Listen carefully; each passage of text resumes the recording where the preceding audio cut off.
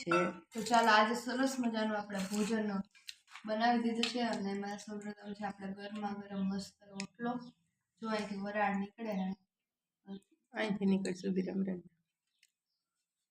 જો આખું પડ ખુલ્લું થઈ ગયું મસ્ત ગરમા ગરમ વરાળ કે એની અંદર આપણે માખણ ચોપડીને ખાઈ શકીએ. પછી છે આપણે મસ્ત મજાના વઘારેલા ભાત, એની સાથે છે મસ્ત દહીંની તીખારી, એની સાથે છે આપણા 2 સલાડ. એમાં પહેલું છે આ મરચા રાયતા અને બીજું છે હળદર.